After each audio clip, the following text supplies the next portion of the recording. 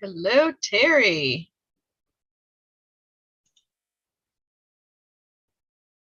All right. We're being live streamed on YouTube. Welcome. So whoever is out there and wants to join us, come on and join Teri, Speight, and myself, Kathy Jentz, for a rousing National Gardening Day. I was going to say Garden Day. Gardening Day. On YouTube. Oh. Let me turn that other sound off because I don't need to hear my own self in the background. All right. How are you, Teri? Can I talk now? Yes, you may talk. Okay. We were just trying to cut out the background noise as we were about to come on and not be all chatty, because I always come on to YouTube live mid-sentence like this. Like, it's always not pretty. So I thought this time, let's try for a pretty start. I don't know if it happened this time, but you know, it's live. Live is what happens, right? It is what it is. That's right. That's right. Happy National Gardening Day, Kathy. Thank you. Happy National Gardening Day, Teri, and the rest of the world. Yes. So we are on the East Coast of the United States. So our time zone, it's 6:30 p.m. dinner time here. For some people, they've already been celebrating National Gardening Day for like 12 plus hours, right? We're behind. Yeah. We got to catch up with them. We can catch up. Yep. So we're having a post-work pre-dinner party. So what we are tasked to do by our publisher, Teri, we have to give a plug to our book, and then we're going to give away a copy of our new book at the end of this to anybody who's commenting on our live YouTube stream. We are also going to answer a series of questions about our gardening. So that could be what we like, what we dislike. We have the series of questions Cool Springs Press Quarto Group gave us. And did you know, Teri, I read up today on National Gardening Day. It was started by Cool Springs Press, our publisher, in 2018. That's because they're cool. Yeah, that's why they're Cool Springs Press. I was like, what? How did this, first of all, how did this holiday not exist before? Hi, Cindy. I see our first chat shout out, and I'm saying hi to Cindy Dwyer. Thanks for joining us, Cindy. So we're going to start off with a couple questions, and we want you in the chat to answer too. So I'm going to ask it for Teri and maybe answer it for myself, and she can ask a question and ask me. All right, so our first question, if I can get all the way back over to the questions on the list, because I have Cindy, so many tabs invite open. Your friends. Huh? Yeah.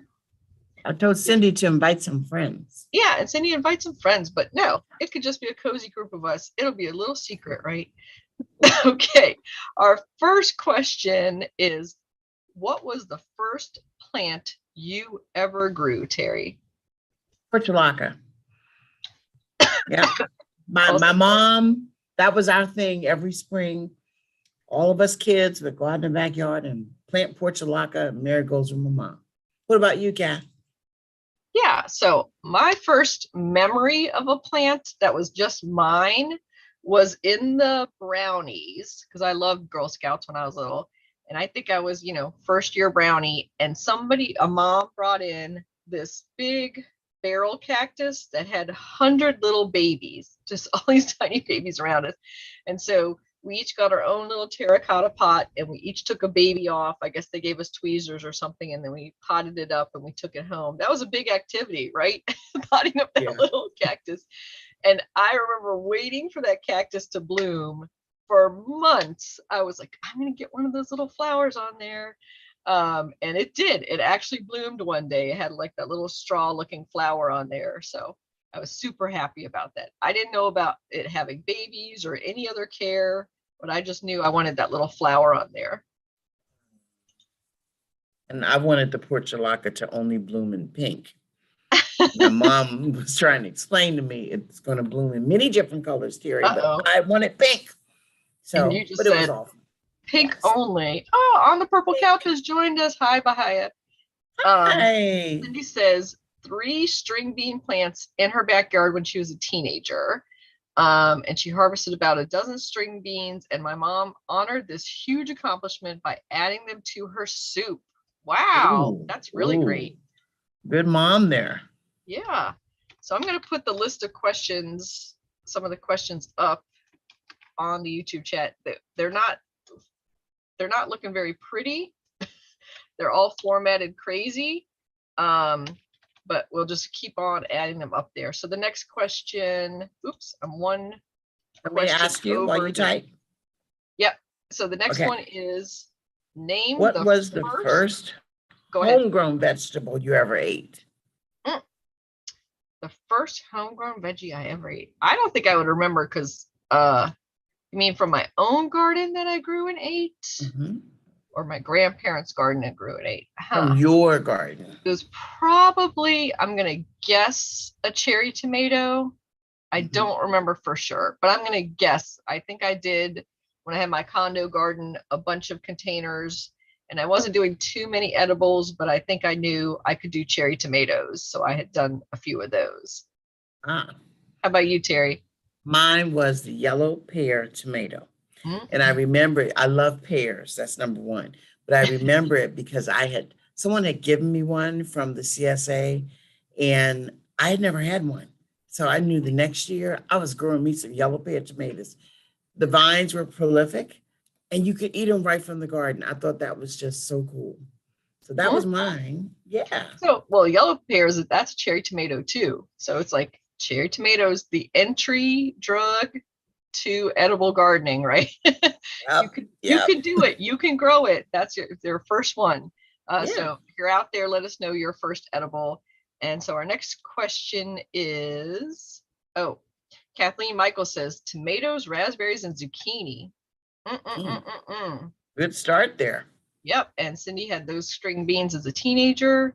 And as an adult, she grew Roma tomatoes. Now that's the next level. That's the next level, right? Yeah. Yeah. The trick with Roma, because they're a determinate bush tomato, you want to get as many on and ripe at the same time that you can make like a sauce or break them down for salsa or whatever you got that planned recipe for. Okay, let's look up our next question. Eat them off the plant. Yep. Oh, well, you can do that too. That's my way. But I think most people are growing Roma because they want to make something, a big batch of sauce, and do like that family thing with that. Okay, so our next question that we're supposed to be asking is, what was the first plant you killed? I overwatered the marigolds. Oh. My mother was not happy at all. I just thought every time I went outside, I should put water on them because it was hot. I was hot. They had to be hot. I do see that a lot with small children, especially. They love to get that watering can out, and they love to give their plants extra, extra love, which is in the form of water, right? So maybe for kid gardeners, the best thing is something that can take a lot of water. Something that's advisable. Yeah.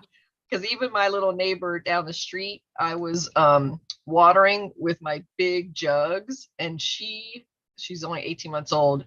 She took that jug home with her. She had to have it, and it's the size of her, basically. I said, it's yours.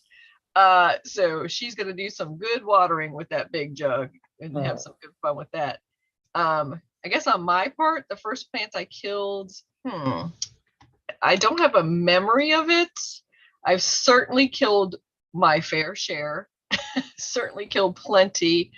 But I was going to say it was probably a house plant, and it was probably in college.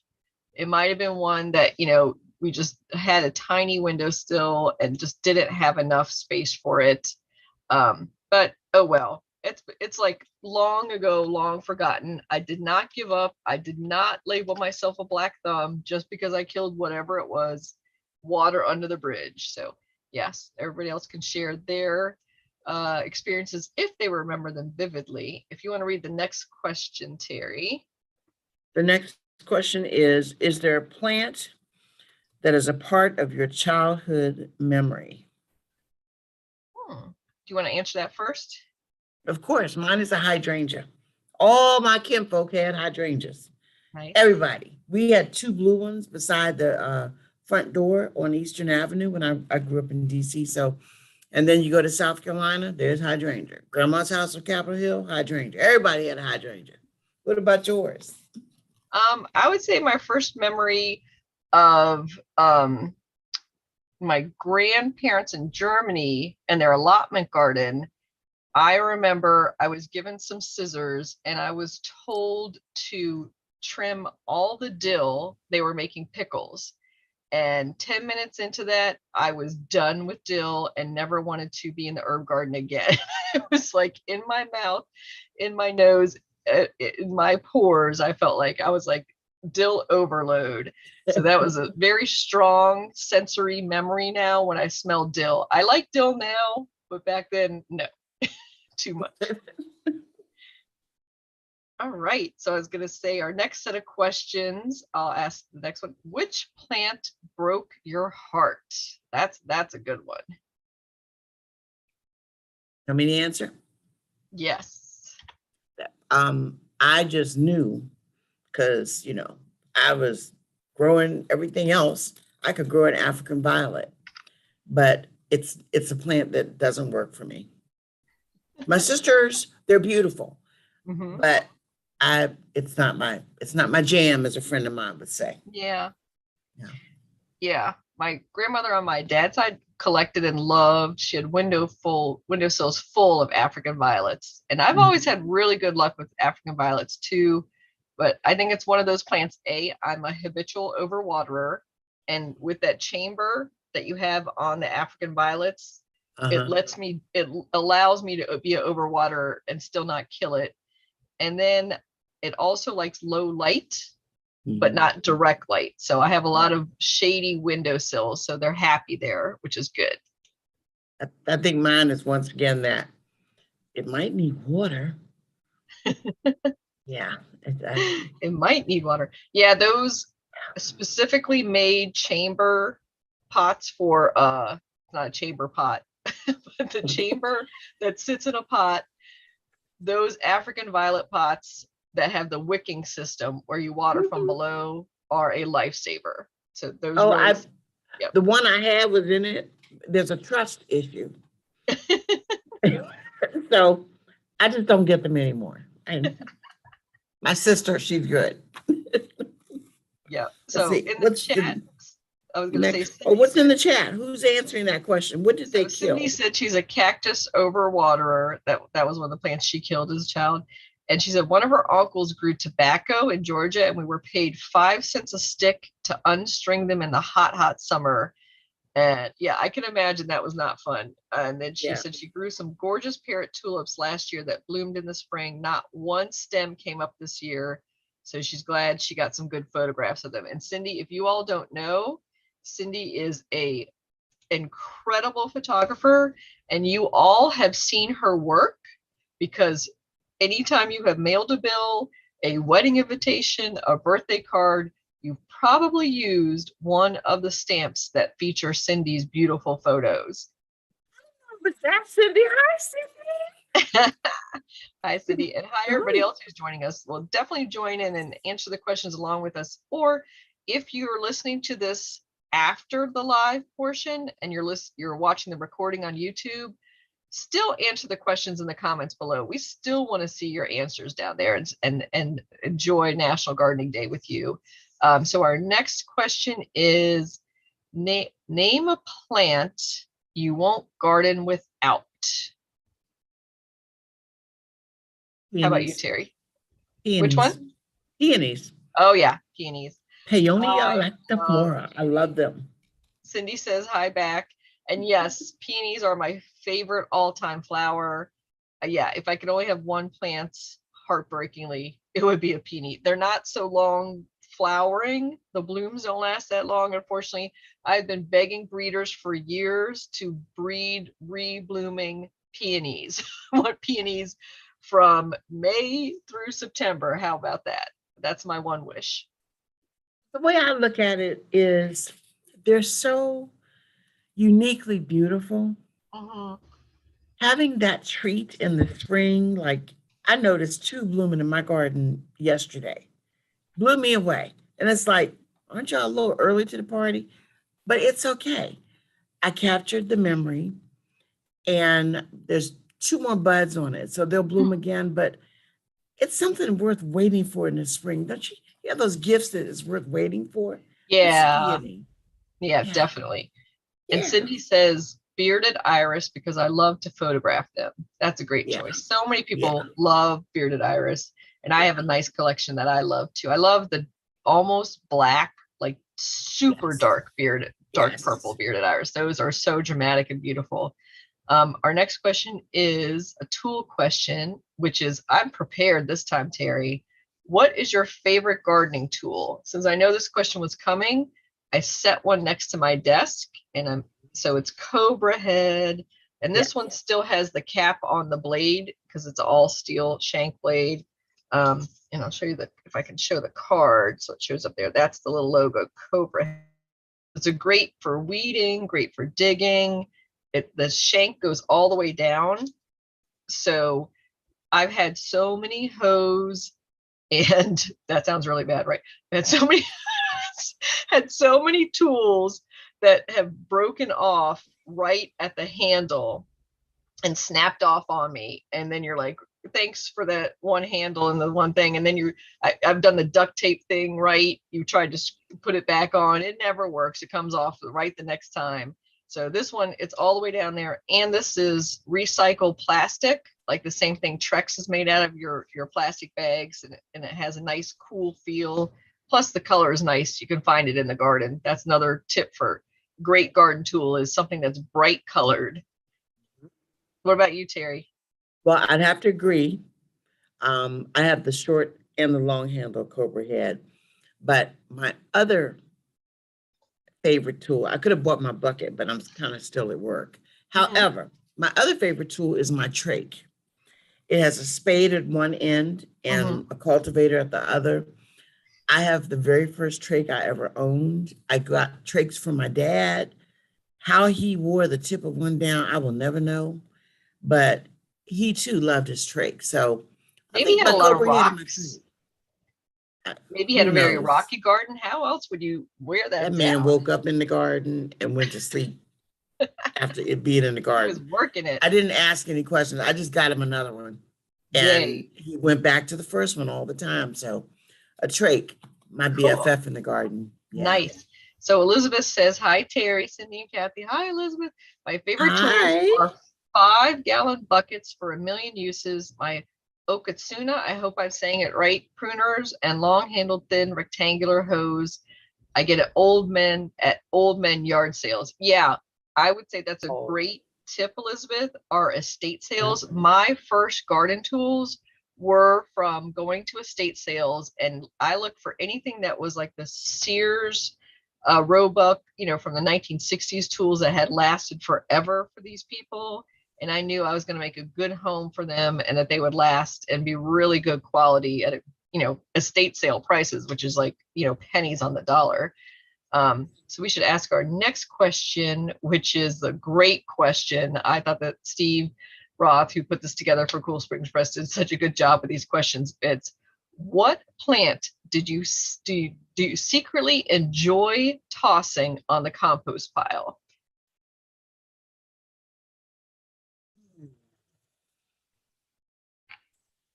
I honestly, turf. What? Turf. Oh, I don't turf. have lawn. Nope. Yep. I love digging up my lawn, getting rid of it. Well, I dug mine up when I bought my house. So Yep. every once in a while, a stray blade or clump of grass, none of the invasives, will wander into uncharted territory. They don't live long in my garden. They go in the compost, and I pretty much run to the compost. Yes. What about you? Yeah. I would say, here's my dirty little secret. Those supermarket orchids that stop blooming. I've given them away to orchid friends. I've tried to get them to rebloom. Occasionally I've gotten them to do it, but literally they're taking up good windowsill space that I can give to much healthier, better plants. And at a certain point, I'm like, you know what, sir, you were created to be disposable. You're going in the compost pile. Yeah. Yep. I put my orchids in the bathroom and leave them, Yep. and they rebloom when they feel like it. You know, no stress, no pressure. No, That's I my wish I've never had a house or home where there was a window in the bathroom. So that's one of my, maybe in retirement, I can get that'll be on my wish list, is a bathroom window. Yeah, So I can put yeah. plants, because I've always wanted, I love ferns so much. I feel like ferns and orchids would be a great. So we've been joined by Santino, who is saying Happy National Gardening Day. That's not his voice. He probably sounds like this. Happy National Gardening Day. And Precious would be all over the screen like, hey. Okay, She's a so our little next wired. question, yes, exactly. Can't leave our gardening pets out. Our next No. question is, name the most expensive plant you grow. How about you, Teri? Peonies. Peonies. Yep. Not surprised. I'm gonna say, I'm trying to think if I've ever spent a ton of money on a shrub or anything. Well, everybody pop that in their answers in the chat, because I'm stumped at the most expensive, because Teri knows me and I'm like super frugal, and like $20, 19.99 is like, if I'm paying more than that, I better love you. And you better live forever. You better live forever and ever. Oh, I thought of something. I thought I treated myself to a container-sized lotus. Its name is Green Cloud. I got it at Lily Ponds for my birthday a couple years ago, and I think it was $60. And I might have gotten a slight discount because it might have been like Lotus sale weekend or something. But yeah, that was my big treat to myself, was that container lotus. Because Well, let me tell you, yeah, just don't look at a peony catalog. Those pictures are budget busters. You don't eat lunch because you need that plant. Yep. So yeah, it's bad. I know. I try to stay away from those peony sales. So Cindy says she has a supermarket orchid that belonged to a woman she used to visit at a nursing home, and her daughter gave it to her. It hasn't bloomed once in years, but she doesn't want to throw it out. I'm going to give you permission, Cindy, to throw it out, but you know what? Keep on trying. I bet you'll get there. Yeah. Don't move it, whatever you do. Let it stay where it is. Give it a little bit of food, and what will be, will be. All right, so our next one is not so fun. What is your most troublesome garden pest? I can answer that. Oh. Mosquitoes, because I don't like mosquitoes. They make me swell. Yep. And I'm organic, so I don't really use, a bunch of chemicals and stuff. So when it's mosquito season, I have to go out in long sleeves, and that's not cool sometimes. That's it. Otherwise, I practice good garden hygiene, and I really don't have a lot of pests. What about you, Kat? Well, flea beetles on the eggplants have made me kind of give up on growing eggplants, so I could probably say them. But yeah, who in the world likes mosquitoes? Not one person likes mosquitoes. So that's a great answer, Teri. And Cindy in the chat is saying her most expensive, she was looking at $65 bearded iris for one little fan in the catalog. Yep. Fan, Cindy, I do. Yeah. Oh, well, I could tell a little side story about, I went to the local Daylily Society's meeting and auction last October in Harrisburg, PA. And I was out of my depth. I knew the auction would be crazy, but I didn't know $300 for one little fan. Daylily crazy. I was like, yeah, they are some serious Daylily nut. They're just like, wow. And I'm like, hostas, daylilies, iris collectors, if they want that plant, they're going to get that plant. And, they're not doing drugs. They're not in the streets all running crazy. They're spending their money on those plants, and more power to them. And not a peony? Not a peony. But the great thing about daylily is they do, replace themselves pretty quickly. Same thing with hostas. So you can divide, and maybe you can sell somebody else a $300 plant from that. Point well taken. Yep. That's true. Yeah. Then Peonies are take forever. a little bit longer, but you could probably divide that peony in a few years too and share that. Yeah. But yeah, it's not as crazy as the tulip mania, but it gets there. There are some crazy, there are some epimediums I've looked at in some specialty catalogs, and I'm like, well, that'll be another life, not this life. Oh, yeah. Yeah. Yeah. Okay, Teri, this is a trick question.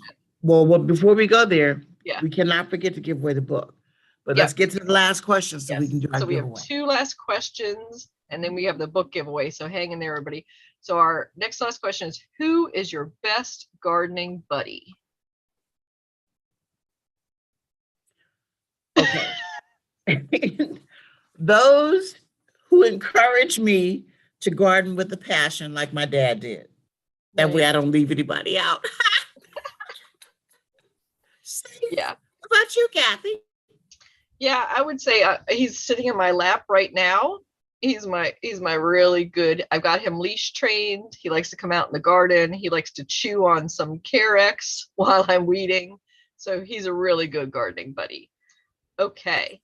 And then that was our last question, aside from encouraging everybody to share their garden memories in the comments field, whether you joined us live or whether you're on watching us on the recording. And let me scroll back to get back on the main screen with Teri and just say we have a couple minutes left. So he's purring up a storm. I don't know if you can hear. He was like, yeah, I am your best gardening buddy.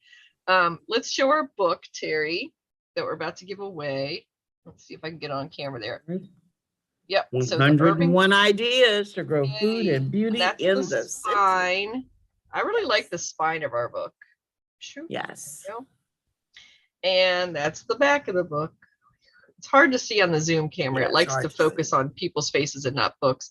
But so it's available for order now, Amazon, bookshop.org, your local bookstore. If you have a local public garden with a gift shop, ask there for it. Support your local public garden and buy it from them. I'm looking in the comments, and Elizabeth said, I just visited Logie Sunday with a friend that will pay their out-of-sight prices. I just enjoyed the visit. Yeah, sometimes garden center visits are for looking and dreaming, but sometimes things find themselves into your cart that you weren't planning on, right? Sometimes that happens too. And it's okay. Mm-hmm. Yeah. Sometimes. Yeah, there are much worse things you can spend your money on. Right. Just eat peanut butter and jelly for the next week. It's all good. And maybe that plant will even be an edible plant. There you go. There you go. All right. So in our last couple of minutes, we are going to talk about how people can stay in contact with us. So you're watching us on the Washington Gardener YouTube channel. I'm at WDC Gardener on Twitter, Instagram, and Pinterest. And Teri, why don't you tell them how they can follow or find you? My website is cottageinthecourt.com. Instagram and Twitter is Cottage in Court. And Facebook is Cottage in the Court. And then I have my podcast, which I'm gearing back up. Had to take a hiatus for a moment because it's a little hard writing 2 books, working full time. And then there's Precious. So, but I'm back. We're coming back slowly and in a measured tone because there's so many things that we want to share about the garden, from the people to the places, and of course the plants. Yep. So I'm typing in Teri at Cottage in the Court. And so her podcast is Cottage in the Court. My weekly podcast is Garden DC, which I do put up the episodes here on YouTube. You can listen to a podcast on YouTube. If you're at work, put some earphones in. And share with your coworkers. Share it with your coworkers. Yes. So Kathleen is commenting the cats attack birds and raid their nest. This kitty does not. He's never been a hunter ever. He wouldn't know what to do with a bird if a bird jumped into his mouth. But he is also leash trained. So if you're going to have a garden cat outside with you, obviously keep it under your control and leash train it. But they do enjoy the outside just like we humans. And I think our experience during COVID, we know how tough it is to remain inside for weeks at a time and be cooped up. So it's nice to let your pets out in their own backyard for a little bit too. That's my alarm to pull for our book. And thanks, Cindy Quickly says. say, if you train your pet properly, Precious sits in her chair. Good. Yeah. She doesn't go out into the garden and go willy-nilly. She honestly sits in a chair on a cushion and observes her territory. So pets in the garden are fun, and you can talk to them and they don't answer back. Yep. Okay. Cindy says garden centers are also good for her to shoot macros with my iPhone. Yep, very true. And fun tip, one of our Washington Gardener magazine photo contest winners this year was taken by a teenager, really a preteen, and she took it with an iPhone at a local garden center while her mom was shopping for plants. She took this close-up shot, and then her mom entered it into our annual photo contest. And wow, not only that it was a young photographer or first-time entrant, but also with the iPhone, and not in her own garden, but at a garden center. So yeah, you can get great images everywhere. Thanks, Elizabeth. Thanks for joining in. She says it's fun and congratulations on the book. All right, I'm going to scroll up and down the chat, Teri, and you're going to say when for me to stop. Are you starting from the bottom to the top? Yep. Stop. Okay, it's Cindy Dyer. Congrats, Cindy. Okay, so Cindy, if you have my email, send an email to kathyjentz@gmail.com, and we will get a copy of the book sent from our publisher to you. Congratulations, Cindy. Congratulations, everybody. And thanks for coming, everyone. And any last thoughts, Teri, before we sign off? Just get outside and garden. It is so good for the soul. It's better than the boob tube. And there's benefits to it. You get pretty flowers or veggies. Yay. Definitely. So I think National Gardening Day, it's, a pretty new holiday. They don't have cards for it yet. They don't have candy parties, but maybe we'll start to make it a bigger event every year from here on out. So thank you all for joining us. Bye. Bye, everyone.